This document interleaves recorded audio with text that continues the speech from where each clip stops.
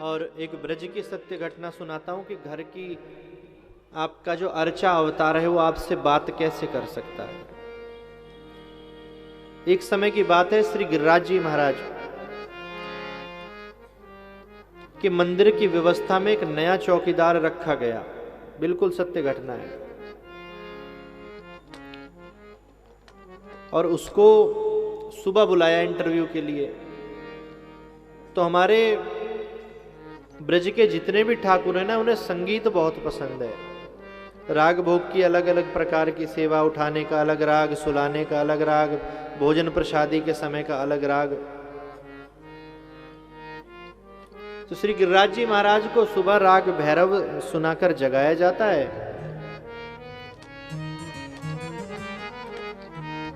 तो राग भैरव जब तक ना सुनाया जाए तो हमारे ठाकुर जी की नींद नहीं भागती, चाहे जगा दिया जाए बेशक। जैसे आजकल के प्राणी जब तक बेड पर कप ना मिल जाए चाय का, जब तक नींद नहीं भागती। कहा गया प्रभाते कर दर्शनम, उठकर अपने हाथों का दर्शन करो। लेकिन संसारिक प्राणियों ने थोड़ा सा उसको बदल दिया, कर दर्शनम की जगह कप दर्शनम बना दिया। तो ठाकुर जी को राग भैरव सुनाकर जगाया जाता है और राग विहाग श्रवण सोते समय कराया जाता है। भैरव ही रखो। तो सुबह के समय वो चौकीदार आया, राग भैरव गाया जा रहा था, ठाकुर जी को जगाया जा रहा था, आरती पूजा। बोले दिन का गार्ड तो ठीक है, तुम ऐसा करना रात को आना, रात की ड्यूटी है तुम्हारी, जब पट बंद हो जाते हैं और सुबह प्रातःकाल आरती तक तुम यहां पर सुरक्षा देंगे। बोले ठीक है। तो वंदना एक राग भैरव में गाई जा रही थी। आ गया रात को, सुबह जब आया तो उसे वो धुन याद हो गई। तो राग भैरव का जो भाव था, जो धुन थी, उसे याद हो गई। ये अभी आप सुन रहे हैं राग भैरव है, एक अलग माहौल बन, सुबह का राग है। तो जैसे पट बंद हुए ठाकुर जी के, सब लोग चले गए, पुजारी जी वगैरह। भैया उसने तो वही राग गुनगुनाना शुरू किया। संगीत के बारे में ज्ञान व्यान तो था नहीं, पर जो कोई चीज हमें अच्छी लग जाती है कई बार तो हम उसे गाने लगते हैं। तो वही धुन गुनगुनाए। ठाकुर जी लेटे ही थे, आंख बंद करी थी, जैसी राग भैरव सुना एकदम उठ गए। बोले अभी तो 4 बजे नहीं, अभी से कैसे मुझे जगाया जा रहा है।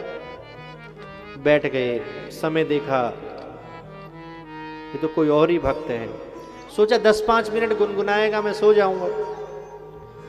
बैठे रहे बैठे रहे बैठे रहे बैठे रहे बैठे रहे, 4 बज गए। वो तो 2-1 मिनट में आए घूम के, फिर गुनगुनाने लगे, फिर जाए, फिर आए, फिर गुनगुनाने लगे। लेट ही नहीं पाए ठाकुर जी। सुबह सुबह गोसाई जी आए, भैरव गाया, जगाया, जगाए तो जब जब सोए हों। सुंदर श्रृंगार हुआ, आरती हुई, और आरती के समय ठाकुर जी ऐसे कर जाएं। जैसे बच्चा जग जाता है ना काफी देर, तो ऐसे करता रहता है। कथा में बड़े भी करते हैं ऐसा। तो गोसाई जी ने देखा ये कैसे, ठाकुर जी सोए नहीं, रात को कोई कष्ट रहा क्या। तुरंत आरती के बाद सबको निकाला, पट बंद किए और पूछा ठाकुर जी से, क्या आपको नींद आ रही है, आप रात को सोए नहीं। ठाकुर जी ने कहा भैया किस चौकीदार को तुम लगा के गए थे, जैसी मैं लेटता वैसी राग भैरव गाने लगता, और मैं 1 मिनट भी नहीं सो पाया। जगाने का राग है ये, तुम तो शुरू से अब तक भैरव गा के जगाते हो और विहाग गा के सुलाते हो। भाई गुसाई जी आए तमतमाए हुए बाहर, बुलाया चौकीदार को, कहाँ है, क्या गा रहे थे। राग भैरव गा रहे थे, मैं नहीं जानता संगीत उंगीत, क्या गा रहे थे, गा के बताओ जरा। ऐसे उसने बताया गा। बोले तो राग भैरव तुम्हारे चक्कर में पता है क्या हुआ। बोले क्या हुआ। हमारे ठाकुर जी 1 सेकंड के लिए नहीं सो पाए रात को। बोले मुझे जानकारी नहीं थी इसकी, मैं क्षमा प्रार्थना। तुम्हारे क्षमा मांगने से उनकी नींद थोड़ी पूरी हो जाएगी। जाओ चले जाओ यहां से। बोलो आगे से गलती नहीं, अभी निकल जाओ। भगा दिया गुस्से में। अब तो रात्रि के समय भैया गोसाई जी ने कहा जब तक ठाकुर जी खुर्राटे नहीं मारने लगेंगे जब तक हम जाएंगे नहीं। कल रात के जगह हैं और आज भी अगर जगह तो बीमार हो जाएंगे। आज भी राधा वल्लभ लाल जी और अपना राधा रमण लाल जी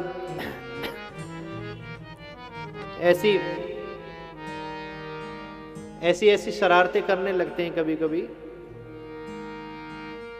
एक दिन पुंडरीक गोस्वामी जी श्रृंगार कर रहे थे ठाकुर जी का, राधा रमण लाल जी में सेवा लगी थी तो मुझे बता रहे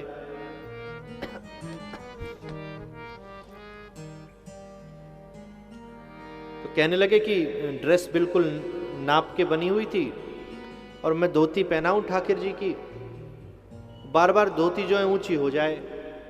अब दर्शन का समय हो गया, पट खुलने वाले, बड़ा परेशान, कैसे भी करो धोती ऊंची हो जाए। फिर मैंने हटा दिए कपड़े उपड़े। हमने कहा घर में ऐसे रहते हो तो चल जाएगा, दिल्ली से देश विदेश से दुनिया भर के लोग दर्शन करने आते हैं। अब तुम जानो तुम्हें कैसे रहना है, ऐसे रहना, ऐसी दर्शन कराऊंगा। कह रहे हमारी लड़ाई हो गई ठाकुर जी से, आखिरी मौका दे रहा हूं, ठीक से पहनना है तो ठीक है, नहीं आज कुछ पहनाऊंगा ही नहीं, ना बगलबंदी ना धोती। कह रहे वही धोती जब पहनाई तो एकदम फिट फोर हो गई। तो जी रात को गिरधर लाल जी को गोसाई जी सुलाने लगे, राग विहाग गाने लगे। अब ठाकुर जी को नींद ही ना आए, बहुत समय हो गया। उसने पूछा गोसाई जी ने क्या बात है, अब क्या है? अब तो मैं राग विहाग गा रहा हूं जो रोज गाता हूं, 50 साल से, सैकड़ों साल से यही सुनते आए हो। बोले कल रात भर भर राग भैरव सुनाए मैंने और सुन सुन के मुझे राग भैरव की आदत हो गई। उसी चौकीदार को बुलाओ, राग भैरव मुझे गाकर सुनाए, तभी मैं सोऊंगा आज। उस चौकीदार को बुलाया गया, उसने टूटी फूटी उस वंदना को, उस धुन को गुनगुनाया, तब जाकर ठाकुर जी सोए।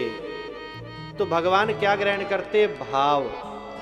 क्योंकि उसे बड़ा दुख हुआ जब उसे भगा दिया गया कि मेरी वजह से ठाकुर जी सो नहीं पाए, मेरी जरा सी गलती की वजह से इतना बड़ा अपराध मुझसे हो गया।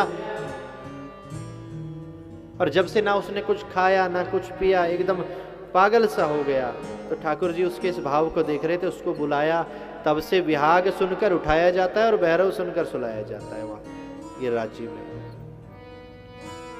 तो महत्व वस्तु का नहीं है बंधुओं, महत्व आपके भाव का है, आपके प्रेम का है।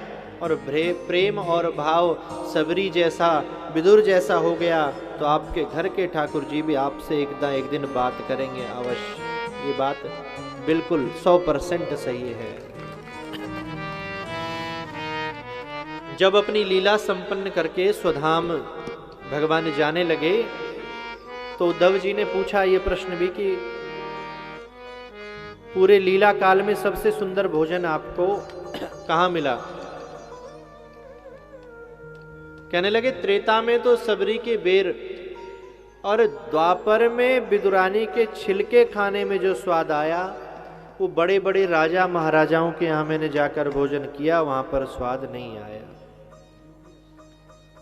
तो कितना सौभाग्यशाली वो भक्त है जिसे भगवान स्वयं याद कर रहे हैं। उद्धव तुम्हें विदुर मिले तो कहना कि मैं उन्हें याद कर रहा था।